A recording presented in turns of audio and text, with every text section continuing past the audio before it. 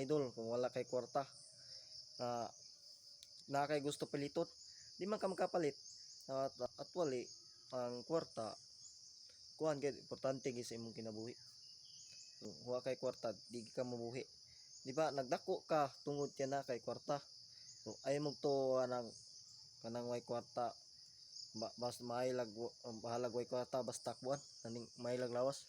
So mag-uban ng duha mga idol, mag-uban ng duha ug na kay kwarta tas may kaglawas.